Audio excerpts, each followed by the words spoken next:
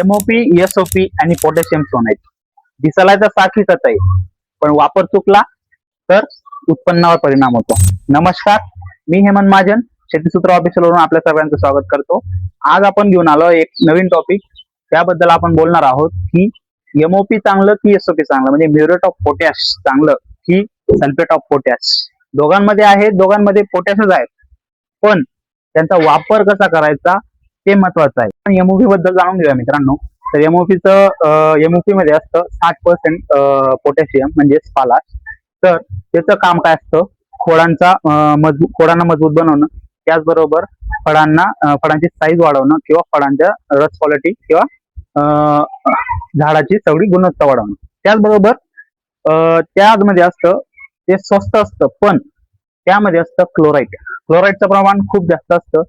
म्हणजेच त्याबद्दल आपण थोडक्यात सांगूया की काय काय दुष्परिणाम होतो, की क्लोराईडमुळे काय होतं नेमकं झाडांना.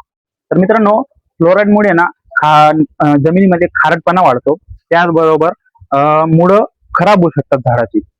तर आपण हा एमओपी कोणत्या झाडांमध्ये वापरला पाहिजे? फील्ड क्रॉप म्हणजेच जसे की आपण गहू, तांदूळ, कापूस, त्याचबरोबर मक्का, हे असे जे पिकं घेतो जसे सीझनेबल, त्यामध्ये आपण एमओपी वापरू शकतो.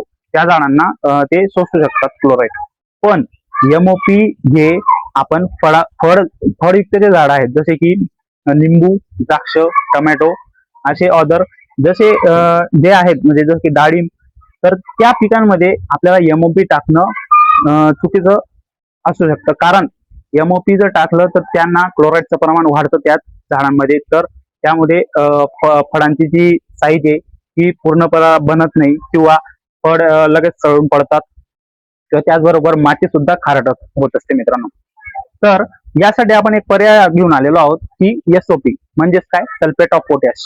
सल्फेट ऑफ पोटॅश मध्ये असतं 50% पोटॅशियम असतं. यामध्ये जरी 10% कमी असलं एमओपी पेक्षा, पण ते खूप सुरक्षित असतं, कारण की त्यामध्ये ना क्लोराईडचं प्रमाण अजिबात नाही राहत, कारण की क्लोराईड फ्री राहतं ते. त्याचबरोबर त्यामध्ये आपल्याला मिळतो 0,050 म्हणजे सल्फर सुद्धा मिळतो. कारण की सल्फर कोणत्या कोणत्या गोष्टींसाठी उपयुक्त तुम्हाला सांगतो.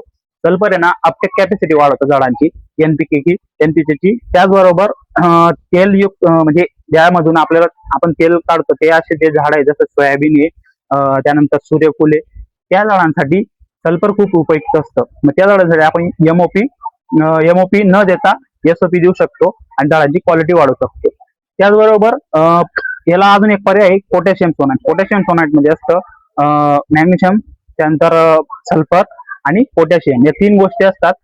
तर ते सुद्धा खूप चांगलं असतं आपली झाडांचे जे फळांची साईज आहे किंवा फळांची गुणवत्ता आहे ती चांगल्या प्रकारे बनवण्यासाठी.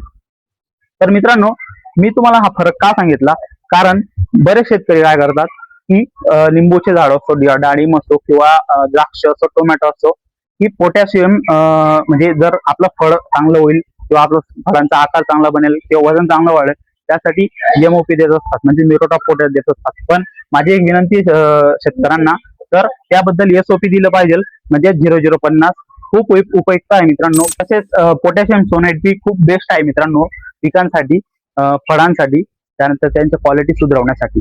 पोटॅशियम सोनाइट मध्ये मॅग्नेशियम, सल्फर आणि पोटॅशियम असतं. तर त्यामुळे एक्स्ट्रा कंटेंट भेटतं आपल्याला मॅग्नेशियम, आणि त्यामुळे झाडाची क्वालिटी सुद्धा सुधारत असते. तर मित्रांनो, आपल्या चॅनलला सबस्क्राईब करा, लाईक करा, शेअर करा आणि अशा नवनवीन व्हिडिओ आपल्या चॅनलवरती बघत राहा. धन्यवाद.